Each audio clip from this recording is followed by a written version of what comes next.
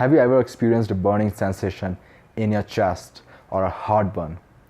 That is typically a sign of acid reflux, which is more commonly known as acidity.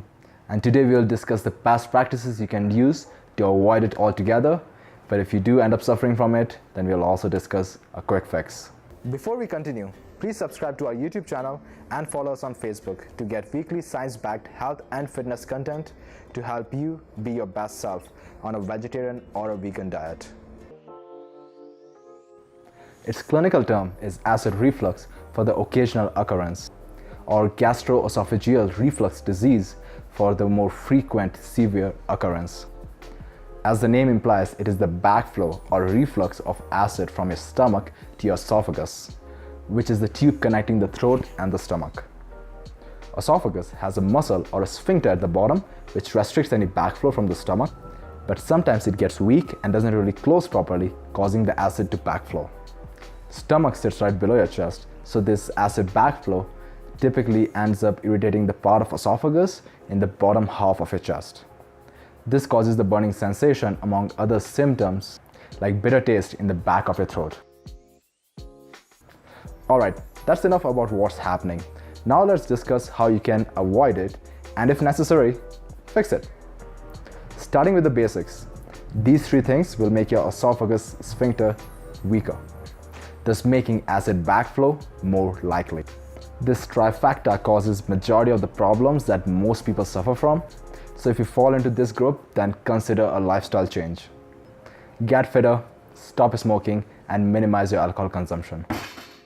Your body will thank you.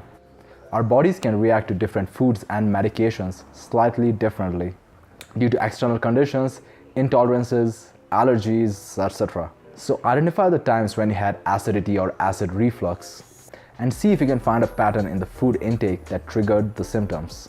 The most common culprits are fatty or fried foods, citrus fruits, spicy food, peppermint, turmeric, ginger, tomatoes, chocolate, caffeine, and soda.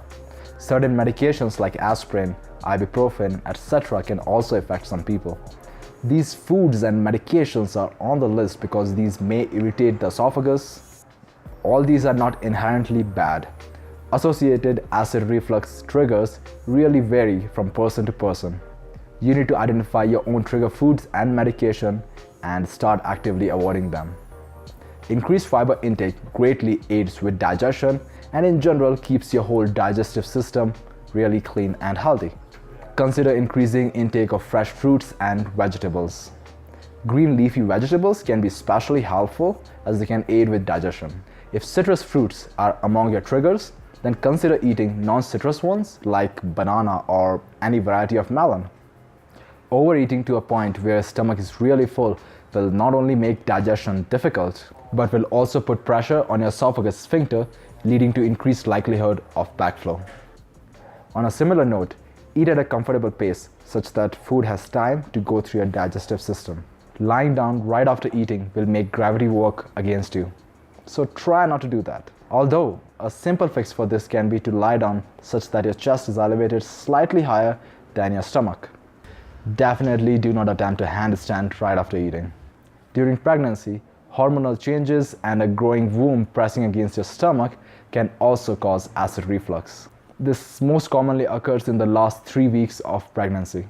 Best practices mentioned in this video will still apply, but I will link an article in the comments below which explains it further.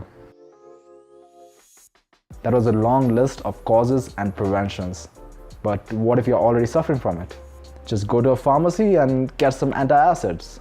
They will provide immediate relief by neutralizing the acid. But don't over-rely on them as they don't cure the underlying problem or cause which were discussed in the previous section. But keep in mind that overuse of antacids can cause kidney problems and indigestion as they do neutralize the very essential stomach acid.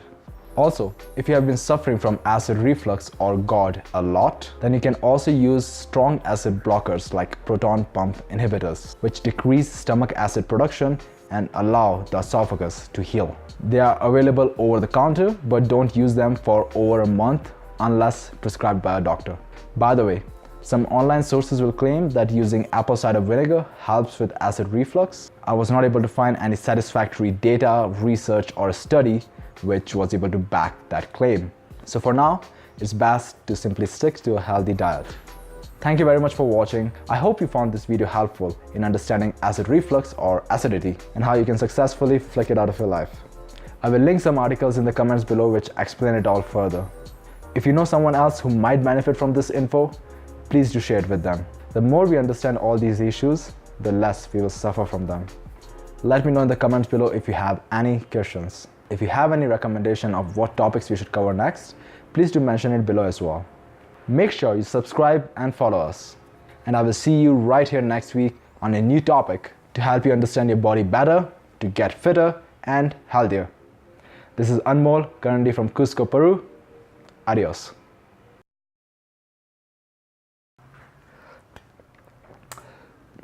Get fitter, stop smoking, and minimize your alcohol consumption. I will link some articles in the comments below.